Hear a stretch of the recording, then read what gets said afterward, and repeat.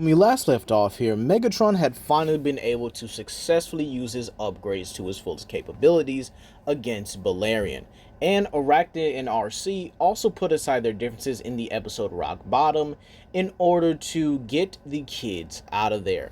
Meanwhile, Balerion also tested his new upgrades, his hurricane emitters, to create a sonic boom with with a gust of wind and fire breath, creating a fire boom ability, to which it was now able to combat Megatron's more antimatter and Sharkticon armor gear.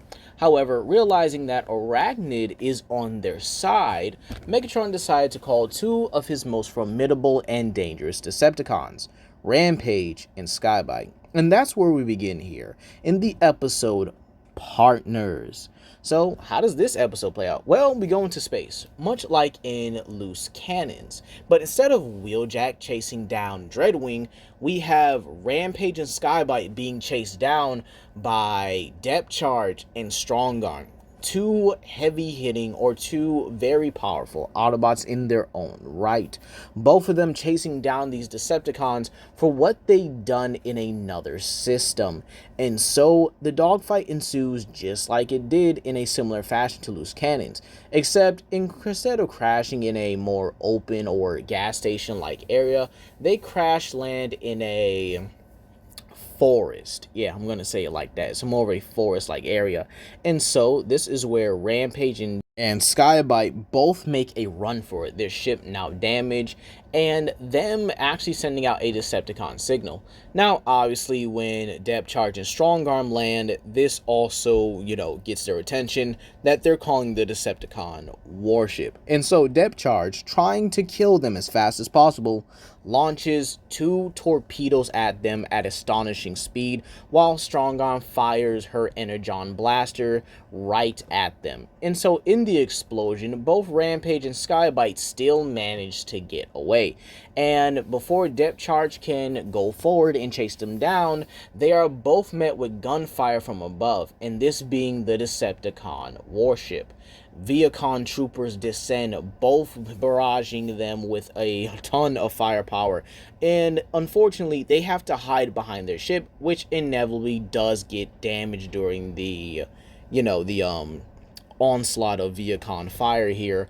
And this is where Optimus, Balerion, and RC all come running through the portal, being able to evacuate their Autobot friends here, and, well, getting them back to base while Rampage and Skybite go to be with Megatron.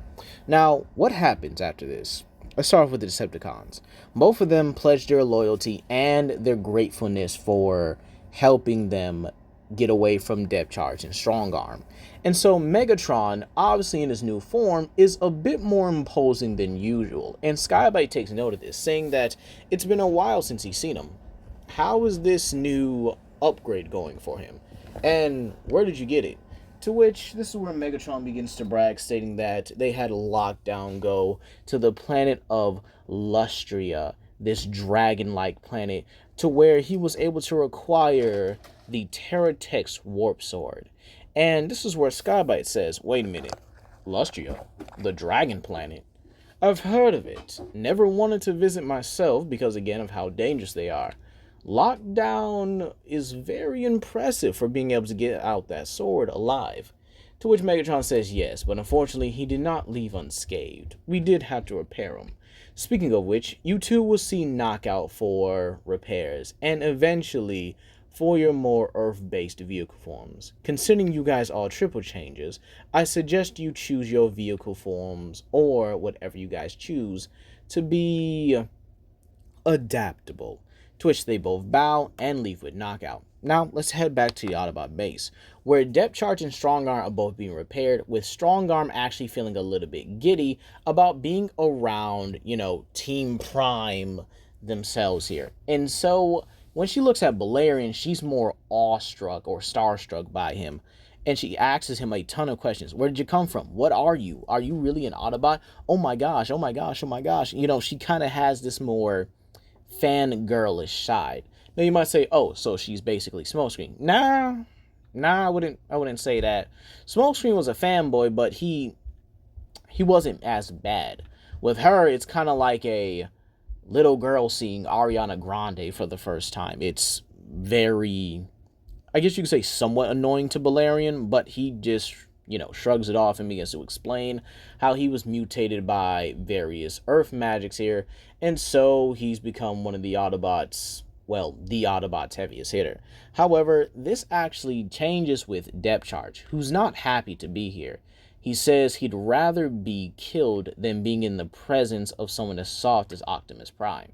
To which Balerion looks at him and kind of like cocks his head sideways like, geez, what's got under your skid plate, dude? To which this is where, Bulkhead begins to explain how Depth Charge is.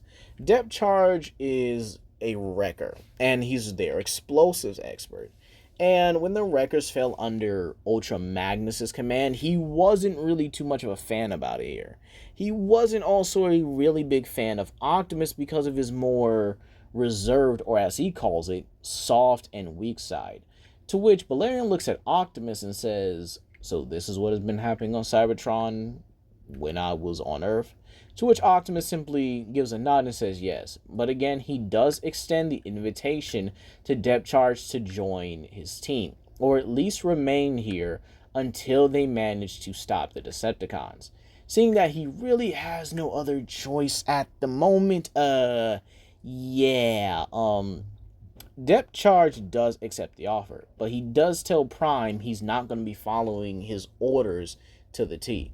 To which Optimus just gives a nod, and as Depth Charge is fully repaired, he storms off, but this is where Optimus actually stops him, saying that before you two actually go, he wonders if they could, at the very least, be accustomed to getting a vehicle form. To which Depth Charge says, yeah, got any militaristic bases around here? And Strongarm actually agrees, saying that it would be nice if she had something a bit strong and dexterity.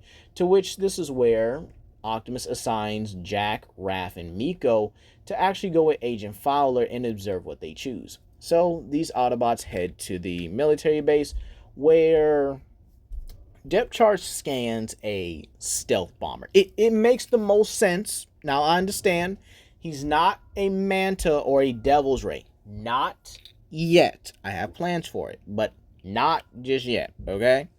And Strongarm scans a Hummer, which I think was just more realistic, if you guys get what I mean.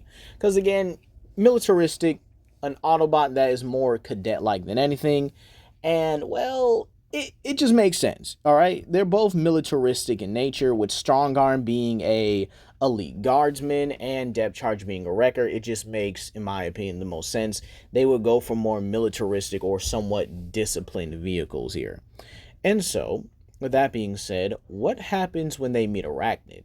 Well, Depth Charge is at first skeptical, but very dismissive, as he really just doesn't give a darn about it. However, Strongarm is a bit uneasy, saying that a Decepticon, one of the most dangerous Decepticons, on their side? How? Why? What made you change?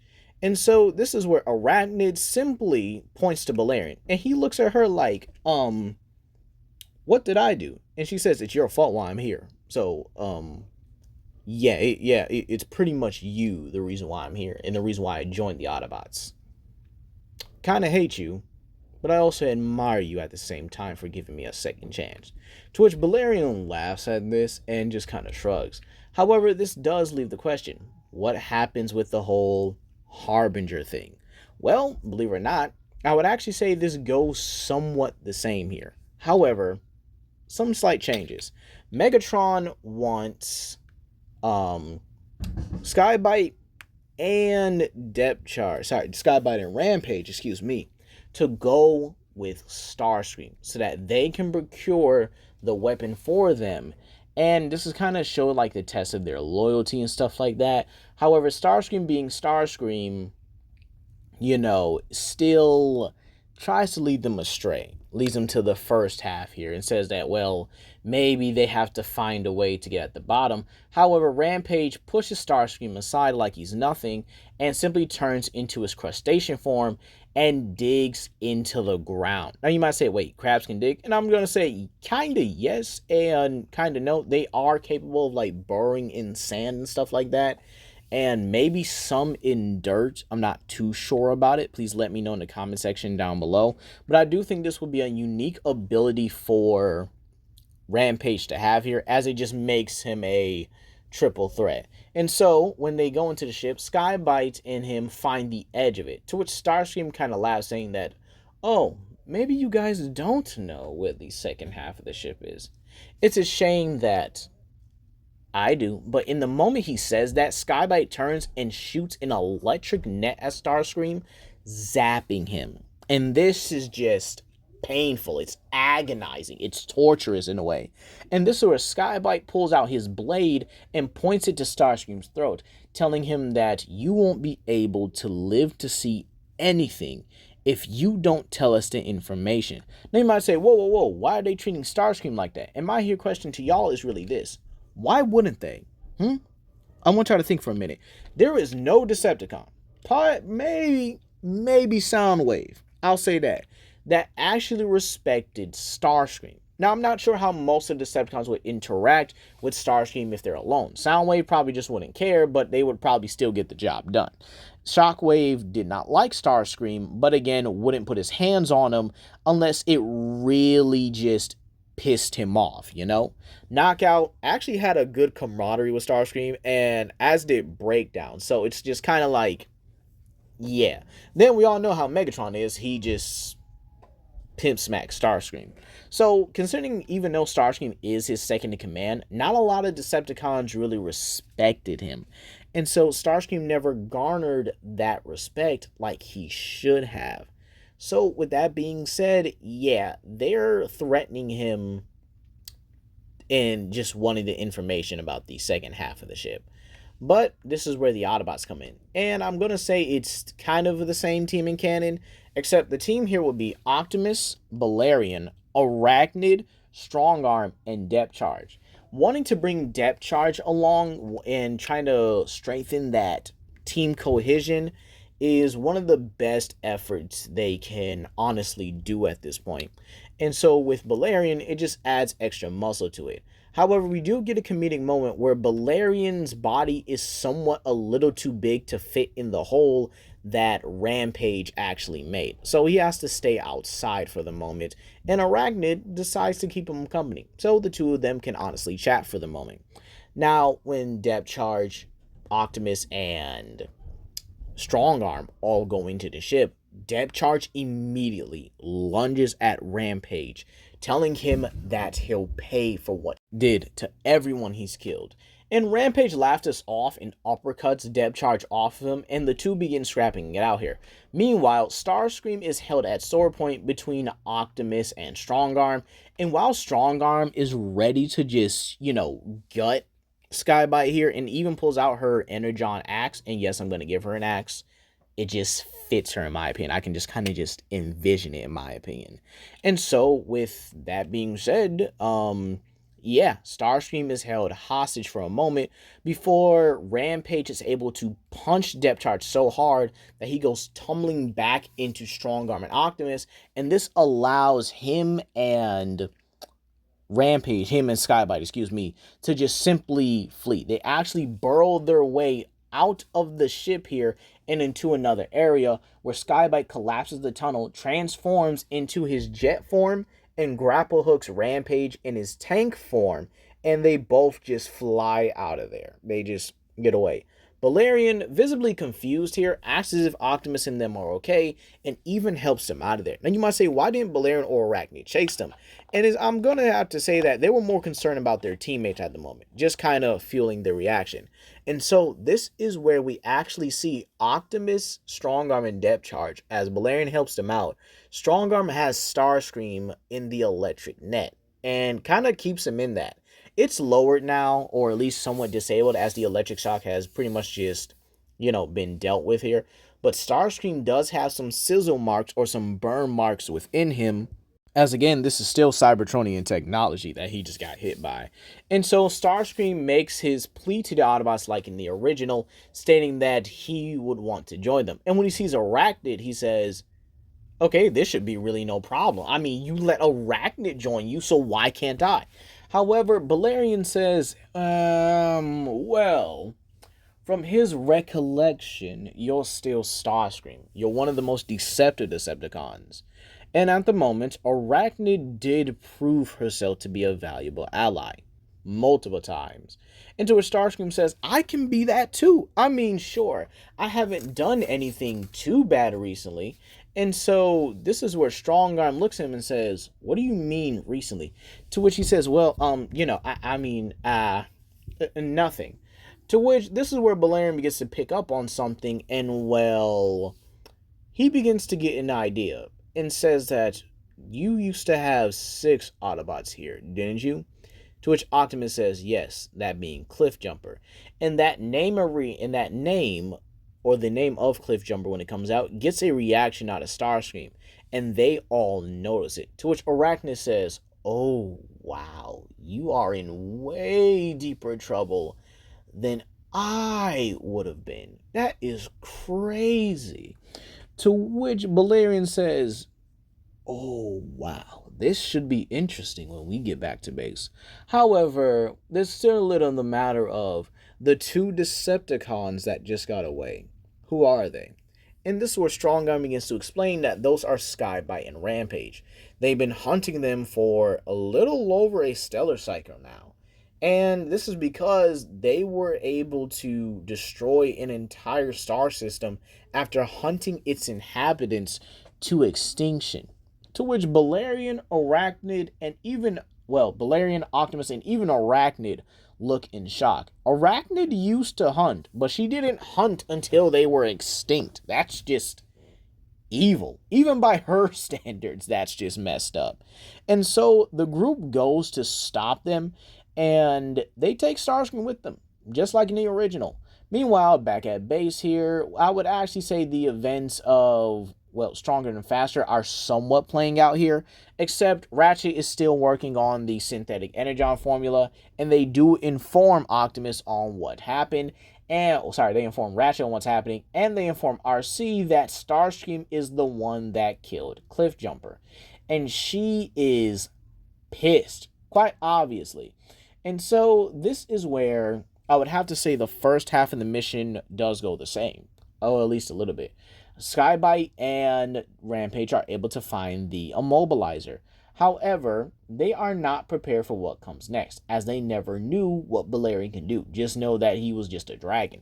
So Balerion dive bombs them and creates a fire boom, once again knocking both of them back, and Depth Charge follows up, bombarding them from the sky, saying that it's nice to actually have another flyer on the Autobots, to which Balerion states that it's actually nice to be able to soar in the skies with another Autobot in general, to which this kind of shows the camaraderie between the two here, as they both kind of just bombard the mess out of the Decepticons here.